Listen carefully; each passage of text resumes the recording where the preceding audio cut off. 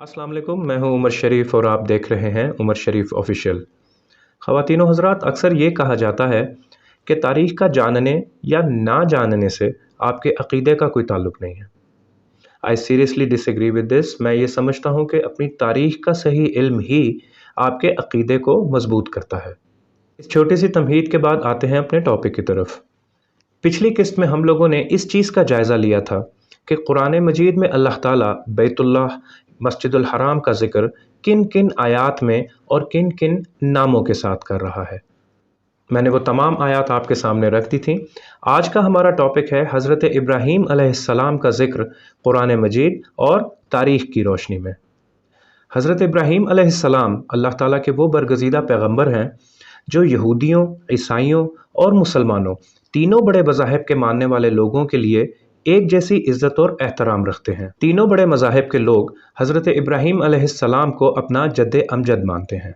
मौरख़ीन के मुताबिक हज़रत इब्राहीम की पैदाइश कदीम बाबल के शहर उर में हुई, जो आज मौजूदा इराक़ है और जिसके खंडरात आज भी देखे जा सकते हैं। हज़रत नूह अलैहिस्सलाम और हज़रत इब्राहीम अलैहिस्सलाम के दरमियान में दो अंबिया का नाम लिया जाता है।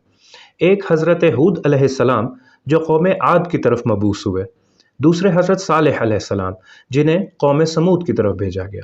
कुरान मजीद में अल्लाह ताला हज़रत इब्राहीम का ज़िक्र 69 दफ़ा 69 दफ़ा उनका नाम लेकर कर रहा है। मैं यहाँ ये वाज़े कर दूँ कि हम कुरान मजीद की सिर्फ़ उन आयात का मुताला करेंगे जो हज़रत इब्राहीम अलैहिस्सलाम और बैतुल्लाह की तामीर से मुतल्लिक़ हैं। सूरह बक़रा की आयत नंबर 125 में अल्लाह ताला का इरशाद है, और जब हमने खाना काबा को लोगों के लिए जमा होने और अमन पाने की जगह मुकर्रर किया और हुक्म दिया कि जिस मकाम पर इब्राहीम खड़े हुए थे इसको नमाज की जगह बना लो, और इब्राहीम और इस्माईल को कहा कि तवाफ़ करने वालों और एतकाफ़ करने वालों और रुकू करने वालों और सजदा करने वालों के लिए मेरे घर को पाक साफ़ रखा करो। सूरह बक़रा की आयत नंबर 126 में अल्लाह ताला फरमाता है, और जब इब्राहीम ने दुआ की कि ऐ परवरदिगार इस जगह को अमन का शहर बना और इसके रहने वालों में से जो खुदा पर और रोज़े आखिरत पर ईमान लाएं इनको खाने को मेवे अता कर, तो खुदा ने फरमाया कि जो काफिर होगा मैं इसको भी किसी कदर अनायत करूँगा, मगर फिर इसको अज़ाब दोज़ख के भुगतने के लिए नाचार कर दूँगा और वो बहुत बुरी जगह है। सूरह बक़रा की आयत नंबर 127 में अल्लाह ताला का इरशाद है, और जब इब्राहीम और इस्माईल बैतुल्लाह की बुनियादें ऊंची कर रहे थे तो दुआ किए जाते थे कि ऐ परवरदिगार हमसे ये खिदमत कबूल फरमा, बेशक तू सुनने वाला और जानने वाला है।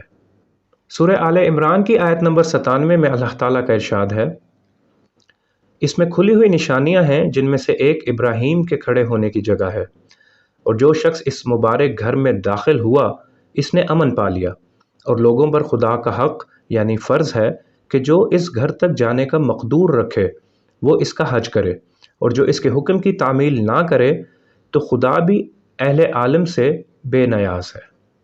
सूरह इब्राहीम की आयत नंबर 35 में अल्लाह ताला फरमाता है, और जब इब्राहीम ने दुआ की कि ऐ मेरे परवरदिगार इस शहर को लोगों के लिए अमन की जगह बना दे और मुझे और मेरी औलाद को इस बात से कि बुतों की परस्तिश करने लगें बचाए रख। सूरह हज की आयत नंबर 26 में अल्लाह ताला का इरशाद है, और एक वक्त था जब हमने इब्राहीम के लिए खाना काबा को मुकर्रर किया और इरशाद फरमाया कि मेरे साथ किसी चीज़ को शरीक ना कीजिए, और तवाफ़ करने वालों और क़याम करने वालों और रुकू करने वालों और सजदा करने वालों के लिए मेरे घर को साफ़ रखा करो। अब हम जायज़ा लेंगे इस्लामी तारीख़ में बैतुल्लाह की तामीर से मुतल्लिक़ हज़रत इब्राहीम अलैहिस्सलाम का ज़िक्र। हज़रत नूह अलैहिस्सलाम और हज़रत इब्राहीम अलैहिस्सलाम के दरमियान कितने साल का फ़ासला है, तारीख़ की किताबों में इस बारे में मुख्तलिफ़ अक़वाल हैं। तारीख़ तिबरी के मुताबिक तूफ़ान नूह और हज़रत इब्राहीम अलैहिस्सलाम की पैदाइश में 1079 बरस का फ़र्क है, जबकि बाज़ अहले किताब का कहना है कि तूफ़ान नूह अलैहिस्सलाम और इब्राहीम अलैहिस्सलाम की पैदाइश के दरमियान 1263 साल का फ़र्क है। जबकि अल्लामा इब्न खल्दून रहमतुल्लाह अलैह अपनी किताब में तौरात की रवायत का हवाला देते हुए लिखते हैं कि हज़रत नूह अलैहिस्सलाम के इंतकाल के वक्त हज़रत इब्राहीम की उम्र तकरीबन 53 बरस थी। ख़वातीन व हज़रात, इस्लामी तारीख़ में हज़रत इब्राहीम का ज़िक्र करते हुए ہم خصوصیت کے ساتھ صرف ان واقعات کا ذکر کریں گے جو بیت اللہ کی قبلہ اول کی تعمیر سے متعلق ہیں۔ حضرت ابراہیم علیہ السلام جب حضرت سارہ علیہ السلام کے ساتھ مصر میں داخل ہوئے تو وہاں ایک واقعہ پیش آیا۔ مورخین کے مطابق مصر کے ظالم حکمران نے حضرت سارہ علیہ السلام کے حسن و جمال کو دیکھتے ہوئے بدنیتی کا مظاہرہ کیا اور حضرت سارہ علیہ السلام کی طرف بدنیتی سے اپنا ہاتھ بڑھایا، لیکن اللہ تعالیٰ کی قدرت سے اس کا وہ ہاتھ اسی وقت شل ہو گیا۔ اپنے ہاتھ کا حشر دیکھ کر اس ظالم حکمران نے حضرت سارہ علیہ السلام سے معافی مانگی اور حضرت سارہ علیہ السلام نے اس کی معافی کو قبول کر لیا۔ حضرت سارہ علیہ السلام کی معافی کے بعد اس کا ہاتھ ٹھیک ہو جاتا ہے، لیکن اس کی بدنیتی دوبارہ واپس آ جاتی ہے۔ روایات میں ہے کہ اس ظالم نے 3 دفعہ اس طرح کیا۔ جیسے ہی وہ اپنا ہاتھ حضرت سارہ علیہ السلام کی طرف بڑھاتا تھا، اللہ کی قدرت سے اس کا وہ ہاتھ خشک اور شل ہو جاتا تھا۔ آخر اسے معلوم ہوا کہ سامنے کوئی بزرگ ہستی ہے، تو وہ تائب ہوا اور بڑی عزت و احترام کے ساتھ حضرت سارہ علیہ السلام کو رخصت کیا اور ایک باندی یا کنیز بطور خدمت ان کے ساتھ روانہ کر دی۔ یہ باندی اور کنیز تھیں حضرت ہاجرہ علیہ السلام۔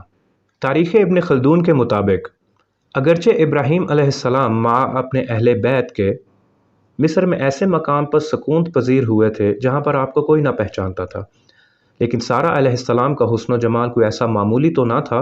رفتہ رفتہ اس کی خبر فرعون مصر کو پہنچی۔ اس نے ابراہیم علیہ السلام کو طلب کر کے سارہ علیہ السلام کے بارے میں استفسار کیا۔ ابراہیم علیہ السلام نے اس خیال سے کہ شاید یہ مجھ کو قتل کر کے سارہ علیہ السلام کو بجبر نہ لے لے، یہ کہہ دیا کہ یہ میری بہن ہے، لیکن فرعون نے اس پر خیال نہ کیا اور سارہ علیہ السلام کو اپنے آدمیوں سے اپنی خلوت خاص میں گرفتار کر کے منگوا لیا۔ جب اس نے ایک بار یا باروایت مورخین 3 بار سارہ علیہ السلام کا قصد کیا تو اس کے ہاتھ ہر بار خشک ہو گئے یا کہ اس پر مرگی والی کیفیت طاری ہو گئی، اور ہر مرتبہ سارہ علیہ السلام کی دعا سے اپنی اصل حالت پر آ گئے۔ تب چوتھی یا دوسری بار اس نے سارہ سے اپنی اس بے جا دلیری کی معافی چاہی اور ہاجرہ کو آپ کی نظر کر کے حضرت ابراہیم علیہ السلام کے پاس بھیج دیا۔ علامہ ابن کثیر رحمۃ اللہ علیہ کی قصص الانبیاء میں بھی یہ واقعہ درج ہے۔ تاریخ طبری کے مطابق جب سارہ فرعون کے پاس پہنچی تو اس کی نیت میں فطور آیا اور اس نے حضرت سارہ علیہ السلام کا ہاتھ پکڑنا چاہا، لیکن اس کے ہاتھ شل ہو گئے۔ اس نے کہا کہ آپ میرے لیے اللہ تعالیٰ سے شفا کی دعا کریں، میں آپ کو تکلیف نہیں پہنچاؤں گا۔ انہوں نے دعا کی تو وہ شفایاب ہو گیا۔ شفایابی کے بعد اس نے دوبارہ ہاتھ بڑھایا تو پھر ہاتھ مفلوج ہو گیا۔ پھر وہی دعا کی، درخواست کی، حضرت صالح علیہ السلام نے دعا کی اور دوبارہ تندرست ہو گیا۔ تیسری مرتبہ پھر یہی واقعہ پیش آیا تو اس نے اپنا ارادہ ترک کر دیا اور دربان کو بلا کر کہا کہ تو میرے پاس کسی انسان کو نہیں بلکہ شیطان کو بھیجا ہے، اسے لے جاؤ اور ساتھ ہاجرہ بھی دے دو۔ چنانچہ سارہ علیہ السلام وہاں سے آئیں تو ہاجرہ علیہ السلام بھی ساتھ تھیں۔ علامہ ابن خلدون اپنی کتاب میں لکھتے ہیں کہ حضرت ہاجرہ علیہ السلام کنیز یا باندی نہیں بلکہ اس ظالم فرعون کی بیٹی تھیں۔ حضرت سارہ علیہ السلام کے حضرت ابراہیم علیہ السلام کے پاس دوبارہ واپس آ جانے کے بعد حضرت ابراہیم علیہ السلام، حضرت سارہ علیہ السلام اور حضرت ہاجرہ علیہ السلام مصر سے ارض مقدس فلسطین کی طرف ہجرت کر گئے۔ تاریخ کی کتابوں میں ان برگزیدہ ہستیوں کا فلسطین میں آمد کا حال ان الفاظ میں ہے۔ قصص الانبیاء کے مطابق پھر ابراہیم علیہ السلام مصر کے علاقے سے واپس ارض مقدس کی طرف تشریف لے آئے جہاں آپ پہلے سے رہائش پذیر تھے۔ اس وقت آپ کے ساتھ بہت سا مال اور جانور غلام تھے اور مصر کے علاقے کی ہاجرہ بھی تھی جو بادشاہ نے عطیے کے طور پر خدمت کے لیے دی تھی۔ اسی طرح تذکرۃ الانبیاء میں بھی حضرت ابراہیم علیہ السلام کا فلسطین میں آمد کا ذکر ان الفاظ میں ہے۔ مصر سے جب یہ 4 افراد روانہ ہو کر فلسطین پہنچے تو وہاں کے لوگوں نے ان کی قدر و منزلت کو سمجھا اور ان کے آنے کو باعث برکت سمجھا اور بہت سی زمین آپ کی خدمت میں بطور نظر پیش کی۔ اس زمین میں کھیتی باڑی سے اللہ تعالیٰ نے بہت برکت عطا فرمائی۔ آپ کے پاس غلہ اور جانور کافی مقدار میں ہو گئے۔ آپ نے مسافروں اور غرباء کو رہنے اور کھانے کی سہولیات عطا کیں۔ اس طرح مہمان نوازی میں آپ کو ایک منفرد مقام حاصل ہو گیا۔ اسی طرح تاریخ ابن کثیر میں بھی حضرت ابراہیم علیہ السلام کا فلسطین آمد کا ذکر ہے۔ علامہ ابن کثیر رحمۃ اللہ علیہ لکھتے ہیں، اس کے بعد حضرت ابراہیم علیہ السلام اپنے اصل مقام ارض بیت المقدس تشریف لے گئے۔ یہاں کے لوگ ان کے ساتھ شرمندگی کے ساتھ ساتھ بڑے احترام سے پیش آئے۔ تاریخ ابن کثیر میں علامہ ابن کثیر رحمۃ اللہ علیہ لکھتے ہیں، اہل کتاب کا بیان ہے کہ حضرت ابراہیم علیہ السلام نے اللہ تعالیٰ سے اپنے لیے نیک اور طیب اولاد کی دعا کی، اور اللہ تعالیٰ نے انہیں اس کی بشارت بھی دے دی تھی۔ چنانچہ جب وہ سرزمین بیت المقدس میں 20 سال قیام فرما چکے تو ایک روز حضرت سارہ علیہ السلام نے ان سے عرض کیا کہ مجھے تو اللہ تعالیٰ نے اولاد کی نعمت سے نہیں نوازا، ممکن ہے ہاجرہ کے بطن سے ہی وہ ہمیں اس نعمت سے سرفراز فرما دے۔ تاریخ طبری میں یہی بات اس انداز سے لکھی گئی ہے۔ ابن اسحاق سے مروی ہے کہ حضرت ہاجرہ علیہ السلام اچھی وضاقتہ کی خاتون تھیں۔ حضرت سارہ علیہ السلام نے انہیں حضرت ابراہیم علیہ السلام کی خدمت میں بطور ہدیہ دے دیا اور کہا کہ میں نے دیکھا ہے کہ یہ عورت اچھی وضع کی ہے، شاید اللہ تعالیٰ اسے اولاد دے دے۔ حضرت سارہ علیہ السلام خود بانجھ تھیں اور ابراہیم علیہ السلام کے بوڑھے ہونے تک کوئی اولاد نہ ہوئی تھی، اور حضرت ابراہیم علیہ السلام نے اللہ تعالیٰ سے یہ دعا کی تھی کہ اے اللہ مجھے نیک اولاد عطا فرما، اور یہ دعا کرتے رہے یہاں تک کہ بوڑھے ہو گئے اور حضرت سارہ علیہ السلام بانجھ ہو گئی۔ پھر جب حضرت ابراہیم علیہ السلام نے حضرت ہاجرہ سے مقاربت کی تو ان سے حضرت اسماعیل علیہ السلام پیدا ہوئے۔ علامہ ابن خلدون اپنی کتاب میں یہی واقعہ لکھتے ہیں، بس فرق صرف اتنا ہے کہ وہ حضرت ابراہیم کے قیام کو 20 سال سے واپس لا کے 10 سال تک کر دیتے ہیں۔ علامہ ابن خلدون اس واقعے کو اپنی کتاب میں اس طرح لکھتے ہیں، مصر سے واپسی کے 10ویں برس سارہ علیہ السلام نے ابراہیم علیہ السلام کو ہاجرہ علیہ السلام سے نکاح کرنے کی اجازت دی، اس خیال سے کہ شاید اللہ تعالیٰ انہیں کوئی لڑکا مرحمت فرمائے، کیونکہ جناب موصوف نے لڑکا ہونے کی دعا کی تھی اور اللہ تعالیٰ نے وعدہ کیا تھا، اور سارہ علیہ السلام کی عمر زیادہ ہو گئی تھی، وہ لڑکا ہونے سے نا امید ہو چکی تھیں۔ جب ابراہیم علیہ السلام نے حضرت ہاجرہ علیہ السلام سے نکاح کیا تو آپ کی 86 برس کی عمر میں اسماعیل ذبی اللہ بطن ہاجرہ سے پیدا ہوئے۔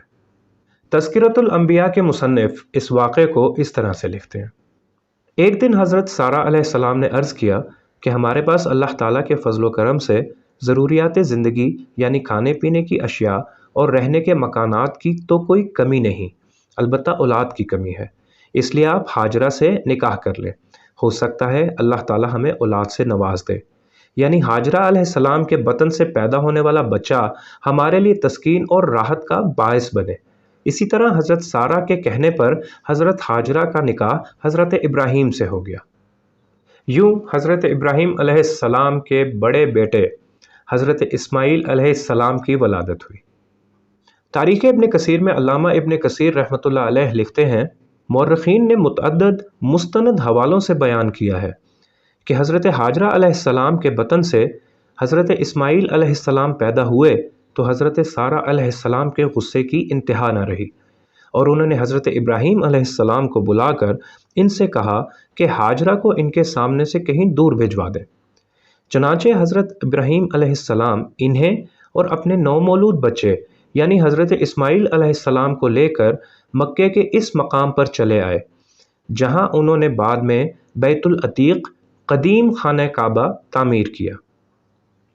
جیسا کہ مورخین نے احادیث نبوی کے حوالے سے روایات پیش کی گئی ہیں، جب حضرت ابراہیم علیہ السلام حضرت ہاجرہ علیہ السلام کو اس بے آب و گیاہ خشک پہاڑی پر چھوڑ کر ان سے رخصت ہونے لگے، بلکہ پیٹھ موڑ کر چل بھی دیے، تو انہوں نے آپ کا دامن پکڑ کر کہا کہ آپ ہمیں اس چٹیل اور ویران جگہ چھوڑ کر کہاں جا رہے ہیں؟ ہماری دیکھ بھال کون کرے گا؟ ہمیں کون کھلائے پلائے گا؟ لیکن ابراہیم علیہ السلام یہ کہہ کر کہ اللہ تعالیٰ کا یہی حکم ہے ان سے رخصت ہو گئے۔ قصص الانبیاء میں یہ واقعہ اس طرح سے لکھا گیا ہے۔ بہرحال حضرت ہاجرہ کے بطن سے حضرت اسماعیل علیہ السلام کی پیدا ہونے کی وجہ سے حضرت سارہ علیہ السلام کی غیرت ہاجرہ پر سخت ہو گئی، اور حضرت ابراہیم علیہ السلام سے کہا کہ ہاجرہ کا چہرہ میرے سے دور کر دو، اور وہ حضرت حاجرہ اور اس کے بیٹے حضرت اسماعیل کو لے کر چل پڑے اور ان کو اس جگہ آ کر آباد کیا جہاں آج مکہ مکرمہ ہے۔ مورخین نے لکھا ہے کہ حضرت اسماعیل علیہ السلام اس وقت دودھ پیتے بچے تھے، اور جب حضرت ابراہیم علیہ السلام ان کو چھوڑ کر جانے لگے تو حضرت حاجرہ علیہ السلام حضرت ابراہیم کے کپڑوں کے ساتھ چمٹ گئیں اور عرض کیا کہ اے ابراہیم، ہمیں اس وقت کہاں چھوڑ کر جا رہے ہو، اور ہمارے پاس خرچہ و خوراک بھی نہیں ہے، کھانے پینے رہنے سہنے کا کوئی انتظام نہیں ہے۔ حضرت ابراہیم علیہ السلام نے کوئی جواب نہ دیا، اور جب بہت ہی اصرار کرنے کے باوجود حضرت ابراہیم علیہ السلام نے جواب نہیں دیا تو حضرت حاجرہ علیہ السلام نے عرض کی کہ کیا اللہ نے آپ کو اس کا حکم دیا ہے؟ حضرت ابراہیم علیہ السلام نے فرمایا ہاں۔ تو حضرت حاجرہ علیہ السلام نے فرمایا کہ بس اب اللہ تعالی ہمیں ضائع نہیں کرے گا۔ علامہ ابن خلدون اپنی کتاب میں اس واقعے کو اس طرح سے لکھتے ہیں: ابراہیم علیہ السلام کو سخت تردد کا سامنا ہوا۔ اللہ تعالیٰ نے تسلی دی اور ارشاد کیا کہ سارہ علیہ السلام کی اس بارے میں اطاعت کرو۔ ابراہیم علیہ السلام سارہ علیہ السلام کے کہنے سے حاجرہ علیہ السلام اور اسماعیل علیہ السلام کو ایک خچر پر سوار کر کے کچھ تھوڑا سا زیادہ راہ لے کر روانہ ہوئے، اور اللہ تعالیٰ کے حکم سے سرزمین مکہ مقام زمزم ٹھہرا کر واپس ہوئے۔ حضرت ابراہیم کی رخصت کے وقت پر حاجرہ علیہ السلام نے گھبرا کر کہا کہ کس نے تم کو یہ حکم دیا ہے کہ تم ہم کو ایسی زمین میں چھوڑ جاؤ جہاں نہ کوئی درخت ہے اور نہ پانی ہے؟ ابراہیم علیہ السلام نے جواب دیا کہ میرے خدا نے حکم دیا ہے۔ تو حضرت حاجرہ کا جواب تھا کہ وہ بے شک ہمیں ضائع نہیں کرے گا۔ قصص الانبیاء میں بھی یہ واقعہ درج ہے۔ اس کی تفصیل کچھ اس طرح سے ہے۔ حضرت ابن عباس رضی اللہ تعالی عنہ فرماتے ہیں کہ سب سے پہلی خاتون اسماعیل ہیں جنہوں نے کمر بند باندھا اور کپڑے کو زمین تک لمبا کیا تاکہ وہ سارہ پر اپنے چلنے کے نشانات مٹا سکے۔ حضرت ابراہیم علیہ السلام نے حضرت حاجرہ اور حضرت اسماعیل علیہ السلام کو لے آ کر بیت اللہ کے پاس ٹھہرا دیا۔ وہاں آج کی مسجد کی بالائی جانب چاہے زمزم کی جگہ پر ایک درخت کے پاس بٹھا دیا، اور وہاں کسی قسم کی کوئی آبادی نہیں تھی اور نہ وہاں پانی موجود تھا۔ آپ نے ماں بیٹا کے پاس کھجور کا ایک تھیلا اور پانی کا ایک مشکیزہ رکھ دیا اور پھر وہاں سے واپس ہونے لگے۔ تو اسماعیل حضرت حاجرہ علیہ السلام ان کے پیچھے آئیں اور عرض کی کہ اے ابراہیم، آپ کہاں جا رہے ہیں اور اس بیابان میں ہمیں چھوڑ رہے ہیں جہاں کسی قسم کی زندگی کا سامان نہیں ہے؟ حضرت حاجرہ نے یہ بات بار بار کہی، لیکن حضرت ابراہیم علیہ السلام نے کوئی توجہ نہ فرمائی۔ بالآخر حضرت حاجرہ بولیں کہ کیا اللہ نے آپ کو اس بات کا حکم دیا ہے؟ ابراہیم علیہ السلام نے فرمایا ہاں۔ تو حضرت حاجرہ نے کہا پھر اللہ تعالیٰ ہمیں ضائع نہیں کرے گا، اور واپس لوٹ آئیں۔ خواتین و حضرات، امید ہے کہ اب تک کی جو تاریخ کی کتابوں میں تفصیل درج ہے وہ آپ لوگوں نے سمجھ لی ہوگی۔ اختصار کے ساتھ حضرت ابراہیم علیہ السلام کو جب فلسطین میں رہتے ہوئے 20 یا 10 برس کا عرصہ ہوا تو حضرت سارہ علیہ السلام نے حضرت ابراہیم علیہ السلام کا نکاح حضرت حاجرہ علیہ السلام کے ساتھ کروا دیا۔ یوں حضرت اسماعیل علیہ السلام کی پیدائش ہوئی، جو حضرت ابراہیم علیہ السلام کے بڑے بیٹے اور اپنے بھائی حضرت اسحاق علیہ السلام سے تقریباً 13 برس بڑے ہیں۔ حضرت سارہ علیہ السلام نے حضرت اسماعیل علیہ السلام کے پیدا ہونے کے بعد حضرت ابراہیم علیہ السلام سے یہ مطالبہ کیا کہ حاجرہ اور اسماعیل کو میرے سے کہیں دور چھوڑو۔ تو حضرت ابراہیم علیہ السلام نے اللہ تعالیٰ کے حکم سے حضرت اسماعیل علیہ السلام اور حضرت حاجرہ علیہ السلام کو اس مقام پر آ کر بسایا جہاں آج مکہ آباد ہے۔ لیکن یہاں ہم تھوڑی دیر رک کر تاریخ کے ایک طالب علم کے طور پر کچھ سوالوں پر غور کریں گے۔ کیا آپ لوگ جانتے ہیں کہ حضرت ابراہیم علیہ السلام نے اپنے دودھ پیتے بیٹے حضرت اسماعیل علیہ السلام اور حضرت حاجرہ علیہ السلام کو لے کر اپنے سفر کا آغاز کس مقام سے کیا؟ حضرت ابراہیم علیہ السلام نے سفر کا آغاز آج موجودہ اسرائیل میں موجود مقام جبرون سے کیا، جسے ہیبرون بھی کہا جاتا ہے۔ حضرت ابراہیم علیہ السلام حضرت سارہ کے مجبور کرنے پر حضرت اسماعیل علیہ السلام اور حضرت حاجرہ علیہ السلام کو جبرون کے مقام سے لے کر چلتے ہیں اور انہیں لا کر وہاں آباد کر دیتے ہیں جہاں آج مکہ معظمہ آباد ہے۔ لیکن کیا آپ جانتے ہیں کہ ان دونوں مقامات کے درمیان میں فاصلہ کتنا ہے؟ अगर आप आज गूगल मैप्स पे दोनों मकामात की लोकेशन लिखकर उनका दरमियानी फासला जानना चाहें तो आपको ये देखकर हैरत होगी कि पैदल सफ़र करने वाले को कम से कम 24 दिन चाहिए इस सफ़र को पूरा करने के लिए। लेकिन चूंकि गूगल मैप्स आजकल की सड़कों के हिसाब से ही बनाया जाता है और पुराने ज़माने में सफ़र करने के जो रास्ते हुए करते थे वो आज के रास्तों से काफ़ी अलग होते थे। लेकिन अगर हम सीधी लकीर भी खींच लें नक्शे पर दोनों मकामात को रख के तो भी कमोबेश एवरेज फासला जो है वो 2000 किलोमीटर का बनता है और आने जाने का टोटल सफ़र हुआ 4000 किलोमीटर। और हज़रत इब्राहीम अलैहिस्सलाम, हज़रत सारा अलैहिस्सलाम और हज़रत इस्माईल अलैहिस्सलाम को लेकर इस हाल में अपने सफ़र का आगाज़ करते हैं कि ज़्यादा राह भी साथ नहीं लेते। सिर्फ अल्लामा इब्न खल्दून की रवायत में, उनकी किताब में एक खच्चर का जिक्र मिलता है, जबकि बाकी तमाम मौरख़ीन इस सफ़र को पैदल करार देते हैं। रवायात में आता है कि हज़रत इस्माईल की पैदाइश के वक्त हज़रत इब्राहीम अलैहिस्सलाम की उम्र 86 बरस थी। इस उम्र में वो एक दूध पीते बच्चे को उसकी वालदा के साथ इतने लंबे और कठिन सफ़र पर चल पड़ते हैं, लेकिन अपने साथ ज़्यादा राह भी नहीं लेते। पानी का भी इंतज़ाम नहीं, रहने सहने का भी इंतज़ाम नहीं। आखिर क्यों? तारीख़ इस बारे में मुकम्मल तौर पर खामोश है। हमें किसी भी तारीख़ी किताब में हज़रत इब्राहीम अलैहिस्सलाम के उस सफ़र की तफसीलात नहीं मिलती। हम तारीख़ की किताबों में ये ज़िक्र देख चुके हैं कि अर्ज़ मुक़द्दस फ़लस्तीन वापसी के वक्त हज़रत इब्राहीम अलैहिस्सलाम के पास मालो दौलत की कोई कमी नहीं थी, रहने के लिए मकानात की कोई कमी नहीं थी, खुद्दामों की कोई कमी नहीं थी, जानवरों की कोई कमी नहीं थी। तो फिर क्या वजह है कि हज़रत इब्राहीम अलैहिस्सलाम, हज़रत हाजरा अलैहिस्सलाम और हज़रत इस्माईल अलैहिस्सलाम को लेकर इस इतने लंबे और कठिन सफ़र पर रवाना हुए, वो भी इस तरह कि ज़्यादा राह भी सही तरह नहीं लिया। सिर्फ अल्लामा इब्न खल्दून की किताब में एक खच्चर का जिक्र ज़रूर मिलता है। आखिर क्या वजह है कि तारीख़ इस सफ़र की तफसीलात फराहम नहीं कर सकी? दूसरा सवाल जो इस वाक़े को पढ़ने के फ़ौरी तौर बाद एक तारीख़ के तालिब इल्म के दिमाग में आता है, वो ये है कि हज़रत हाजरा ने हज़रत इस्माईल को, जो एक दूध पीते बच्चे थे, को लेकर इतना लंबा सफ़र हज़रत इब्राहीम अलैहिस्सलाम के साथ तय कर लिया, लेकिन उन्हें ये भी नहीं पता था कि वो जा कहाँ रहे हैं।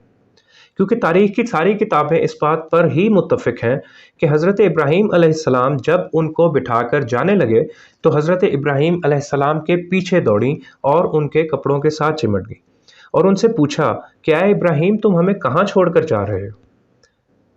यहाँ पे तारीख़ के एक तालिब इल्म के तौर पे मेरा सवाल ये है कि इतने लंबे सफ़र के दौरान में हज़रत हाजरा अलैहिस्सलाम ने हज़रत इब्राहीम अलैहिस्सलाम से ये पूछना भी ज़रूरी नहीं समझा कि हम जा कहाँ रहे हैं, वो भी एक दूध पीते बच्चे के साथ। तारीख़ की किताबों की ये खामोशी कुछ गैर फितरी है। कुरान मजीद में भी इस सफ़र की कोई तफसील नहीं मिलती और तारीख़ की किताबें भी इस सफ़र के मामले में बिल्कुल खामोश हैं।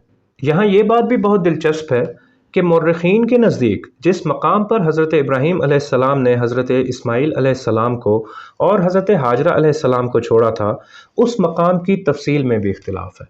कुछ मौर्रिख़ीन के नज़दीक वो जगह बिल्कुल ही बयाबान और उजाड़ थी, जहाँ कोई दरख्त, खेती या पानी नहीं था। मगर अल्लामा इब्न खल्दून की तारीख़ पढ़ें और कुछ मौर्रिख़ीन के नज़दीक वहाँ पर एक दरख्त की मौजूदगी का पता चलता है। ये अज़ीमुश्शान सफ़र तो इस्लामी तारीख़ में बेहद अहमियत का हामिल होना चाहिए था, क्योंकि इसी सफ़र के नतीजे में क़िबला अव्वल बैतुल्लाह की बुनियाद पड़ी थी। आज की किस्त में हम लोगों ने हज़रत इब्राहीम अलैहिस्सलाम का ज़िक्र कुरान मजीद की रोशनी में देखा और ख़ुसूसियत के साथ उन आयात का मुतालिया किया जिनका ताल्लुक़ बैतुल्लाह की तामीर से है।